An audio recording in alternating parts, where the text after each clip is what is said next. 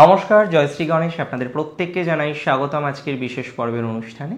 আজকে মূলত যে রাশিটিকে নিয়ে আমরা আলোচনা করব বা যে রাশিটিকে নিয়ে আজকে আমরা চর্চা করার চেষ্টা করব সেটি হচ্ছে কন্যা রাশি। কন্যা রাশির জাতক জাতিকাদের বিভিন্ন রকম ঘটনাক্রম আমরা জীবনচক্রে বারবার লক্ষ্য করতে পারছি।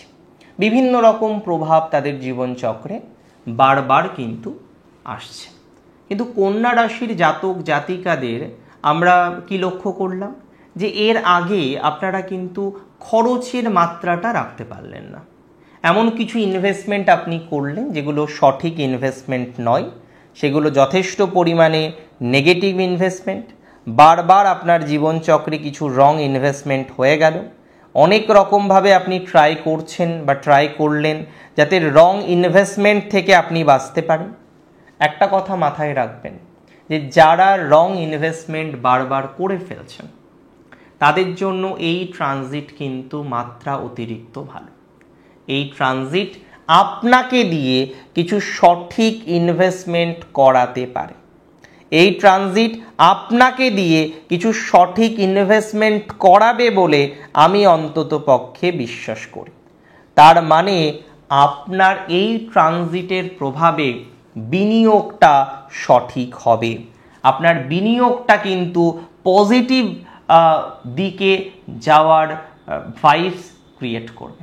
অর্থাৎ যারা সঠিক বিনিয়োগ করেননি এতদিন, বারবার ভুল ইনভেস্টমেন্ট আপনি করছেন, তাদের ক্ষেত্রে কিন্তু পজিটিভিটির জায়গাটা অনেকটাই তৈরি হবে।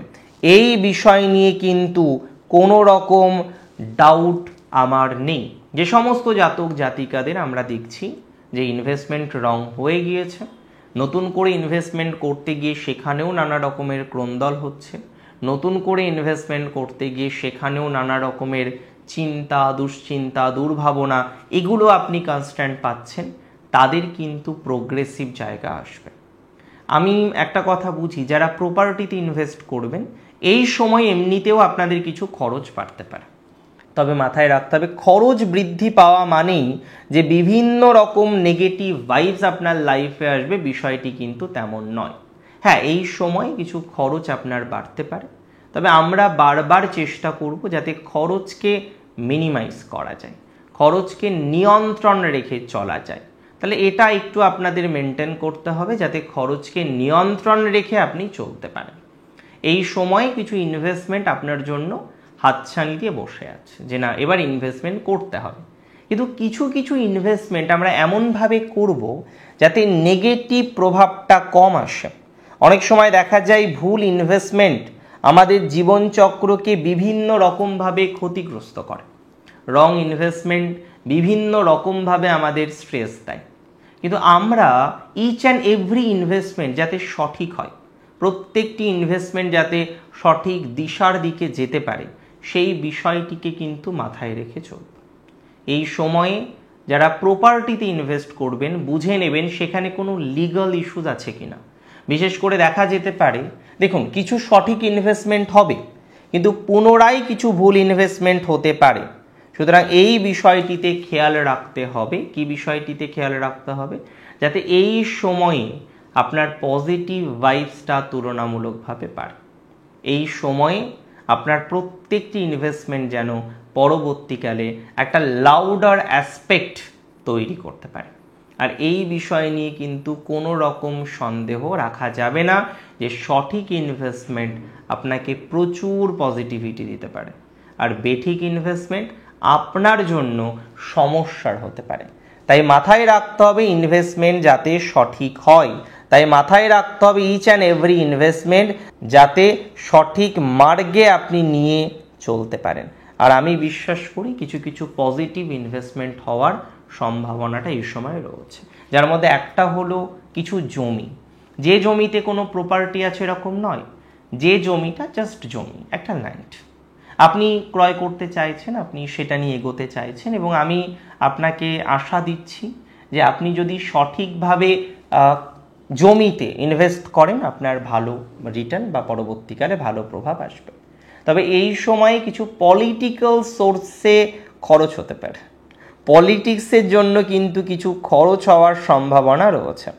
সুতরাং এখানে কিন্তু আপনাকে খেয়াল রাখতে হবে যাতে পলিটিক্যাল মানুষদের জন্য বা পলিটিক্যাল অ্যাসপেক্টের কারণে অতিরিক্ত ইনভেস্টমেন্ট আপনাকে না করতে হয়। অর্থাৎ এটি আপনাকে খেয়াল রেখে চলতে হবে যে আপনার পলিটিক্যাল যে ইনভেস্টমেন্টগুলো হচ্ছে সেটি যেন সঠিকভাবে হয়, পলিটিক্যাল ম্যাটারে যেন আপনি রং ইনভেস্টমেন্ট না করেন। এবং এটি নিয়ে আমার কোনো ডাউট নেই যে আপনি যদি বুঝে শুনে চলতে পারেন হিউজ খরচ হবে না, অথবা হয়তো দেখা যেতে পারে আপনার কোনো পরিচিত পলিটিক্যাল সোর্সের কারণে কিছু আপনার খরচ হয়ে গেল, যদিও পরবর্তীকালে তার কারণে আপনার লাভ আছে, তবে সেটা তো অনেক পরে। এই সময়ে আপনার কিন্তু দূর যাত্রা শুভ। যারা দূরে যেতে চান, বিশেষ করে ধরুন আপনার বাড়ি কলকাতা, আপনি যেতে চাইছেন হায়দ্রাবাদ, সেখানে সেটেলড হতে চাইছেন, বা আপনার বাড়ি মেদিনীপুর, আপনি বর্তমানে হয়তো রয়েছেন মুম্বাই, সেখানে আপনি একটা সেটেলড হওয়ার পরিকল্পনা করছেন। তো যে সমস্ত জাতক জাতিকারা এই ধরনের একটা পরিকল্পনা রেখেছেন, যে সমস্ত জাতক জাতিকারা এই ধরনের একটা মানসিকতা রেখেছেন, তাদের ক্ষেত্রে কিন্তু পজিটিভ জায়গাটা অনেকটাই ডেভেলপড হবে বলে আমি অন্তত পক্ষে মনে করি। তাদের ক্ষেত্রে অনেকটাই পজিটিভ ভাইবস আসবে বলে এটা কিন্তু বিশ্বাস করা যায়।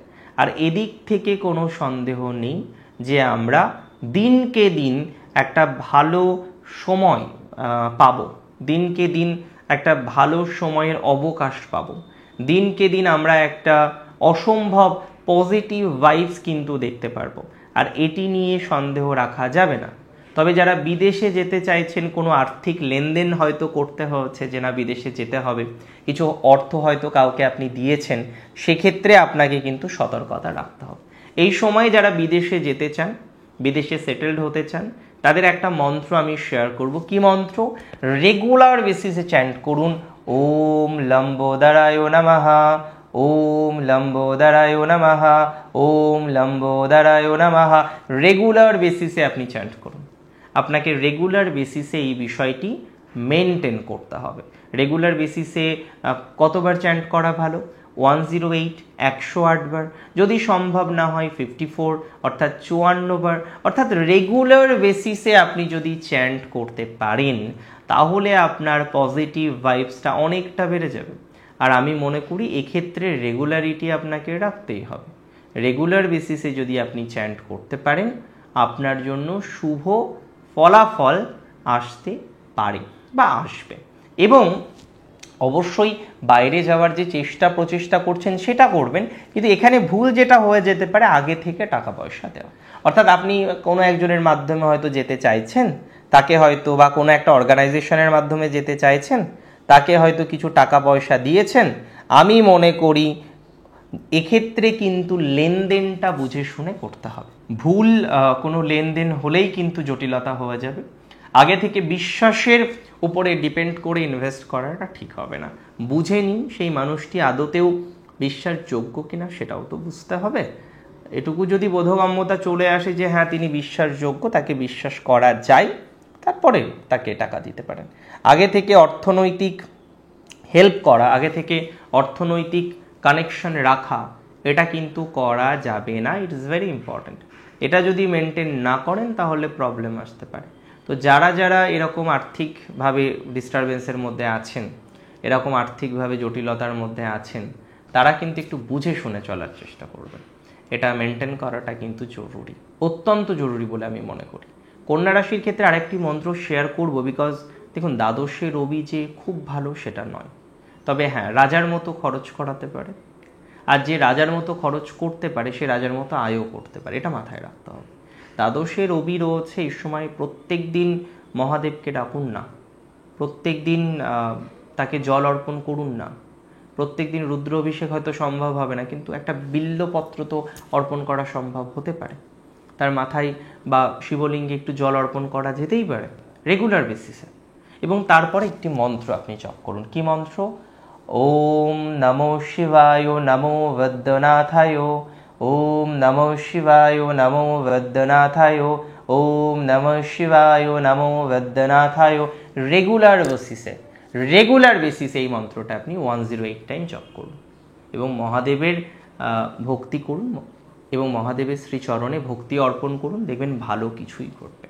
অনেক ভালো থাকুন আপনারা, সুস্থ থাকুন, স্বাভাবিক থাকুন। জয় শ্রী গণেশ।